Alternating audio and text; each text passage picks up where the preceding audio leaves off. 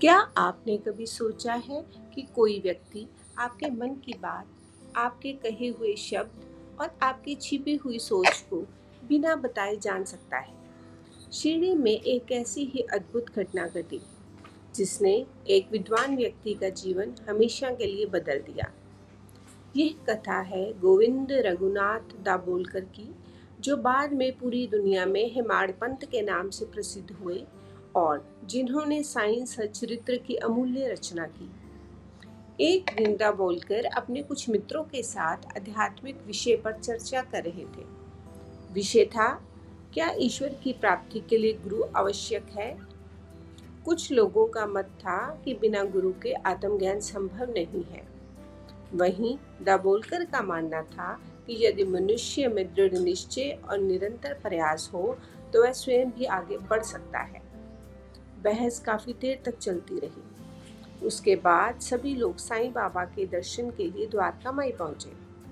जैसे ही दाभोलकर ने बाबा को प्रणाम किया, साईं बाबा ने मुस्कुराते हुए वहां उपस्थित लोगों की ओर देखा और कहा, अरे यह हेमाड़ पंथ क्या कह रहा था? इतना सुनते ही दाभोलकर के पैरों तले जमीन खिसक गई। वे सोचने लगे, ये चर्चा तो रास्ते में हुई थी, वहां बाबा मौजूद भी नहीं थे, फिर उन्हें सब कैसे पता चला? उन्हें तुरंत समझ आ गया कि साईं बाबा केवल शरीर से एक साधारण फकीर दिखाई देते हैं, लेकिन वास्तव में वे अंतर्यामी हैं। वे हर भक्त के मन की बात जानते हैं, चाहे वह कहीं भी हो। लेकिन बाबा ने उन्हें हेमाड़ पंथ नाम ही क्यों दिया? इतिहास में हेमाड़ पंथ एक अत्यंत विद्वान मंत्री और लेखक माने जाते थे। साईं बाबा ने यह नाम देकर दाभोलकर को एक गहरा संदेश दिया। वे उनके भीतर छिपे ज्ञान के अभिमान को प्रेम पूर्वक समाप्त करना चाहते थे। बाबा सिखाना चाहते थे कि सच्चे ज्ञान की शुरुआत विनम्रता से होती है, अहंकार से नहीं। उस एक क्षण ने दाभोलकर का पूरा जीवन बदल दिया। उन्होंने अनुभव कर लिया कि साईं बाबा केवल उपदेश नहीं देते, बल्कि अपने भक्तों के मन का अंधकार दूर करके उन्हें सही मार्ग दिखाते हैं।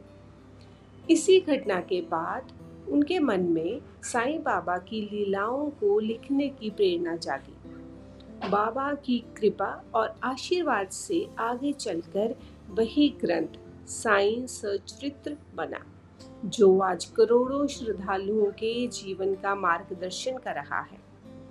यह कथा हमें सिखाती है कि सच्चे गुरु हमारे शब्दों से नहीं, हमारे मन से परिचित होते हैं। वे हमारे दोषों को पहचान कर उन्हें प्रेम से दूर करते हैं और हमें श्रद्धा, सबूरी तथा विनम्रता का मार्ग दिखाते हैं। यदि आपके जीवन में कभी ऐसा अनुभव हुआ हो कि साईं बाबा ने बिना कहे आपकी प्रार्थना सुन ली, तो समझ लीजिए कि उनकी कृपा आज भी अपने भक्तों पर उसी प्रकार बरस रही है, जैसे शिरडी के उन पावन दिनों में बरसती थी।